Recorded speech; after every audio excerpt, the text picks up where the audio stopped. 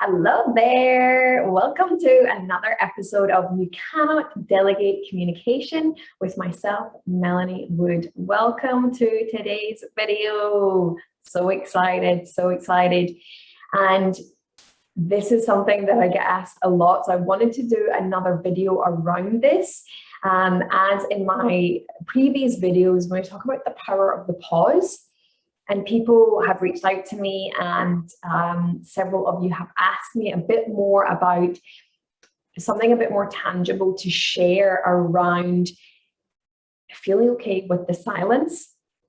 So I wanted to share this with you in this video, and I'll also link the other video as well so that you can then use the two of them to help you when it comes to the power of the pause, right? So my question to you is to really think about how uncomfortable is it making you feel? So when it comes to pausing, like what part of you, like I want you to really think about this, whether it's now or it's next time you do it. What part of your body makes you want to jump in and finish what the person's saying, or to just keep going and it becomes like a waffle? I want you to really think about connecting with yourself. Is it your mind that's telling you to keep going? Is there something in your body making you feel really uncomfortable about doing it? Because the more you become aware of that, you can start then going, okay, it's that voice in my head telling me to keep going. It's that like icky feeling in my stomach that's making me continue because it's making me feel really uncomfortable if I become silent. Really get in tune with yourself. And the other one I want to share with you, and I have this written down in my activities that I have here as well. So I wanted to share with you and ask you this question. And this is actually from a rabbi had once said this, and he said that before you speak, ask yourself this question: will your words improve the silence? Before you speak, ask yourself this question: will your words improve the silence? Isn't that a magical question? I want you to think about that. By filling in the gaps, whether it's ums, as, so's, ifs, buts, or to keep going, is that improving the silence for you or for the receiver?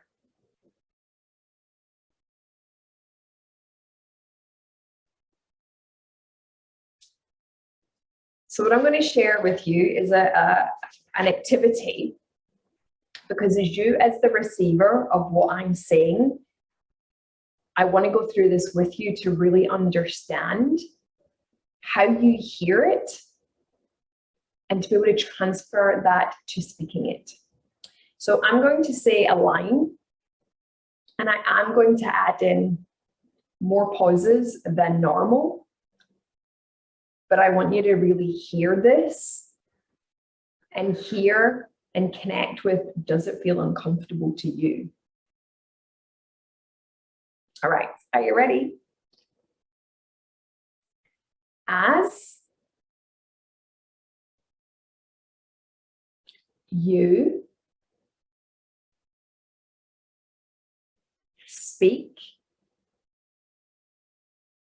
this slowly, notice what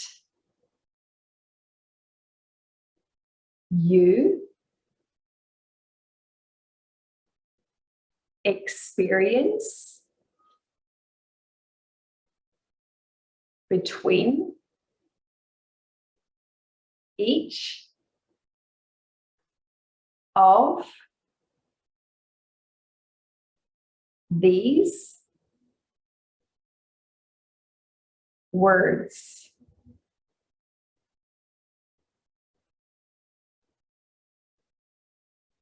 So I then paused around 4 or 5 seconds in between each word. So notice the difference because I'm back into conversational speaking. I want you to think about when I did that activity, how you felt. And yes, I was doing a lot more longer pauses than what we would normally do, but I want you to understand that we still do need to make pauses. It doesn't have to be like that, but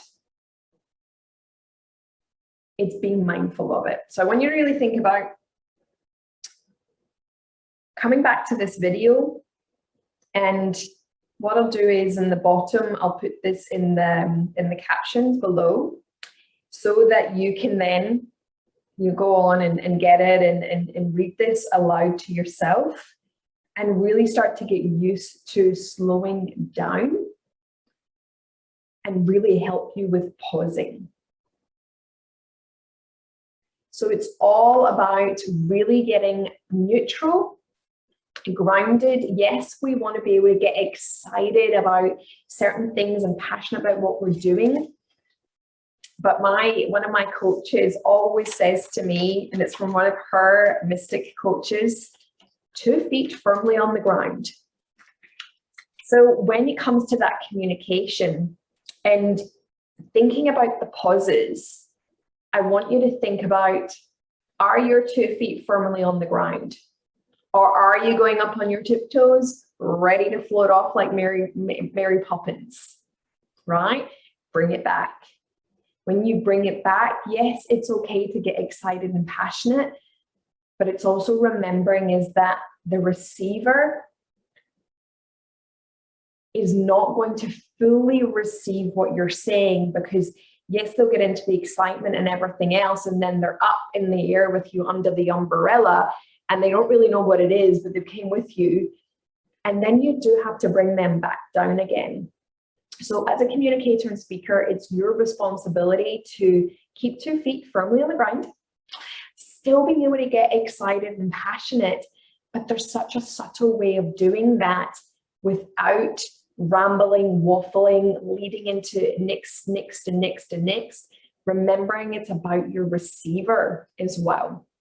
So that's, again, another added element to your power of the pause, to being able to understand, to use it more efficiently as well.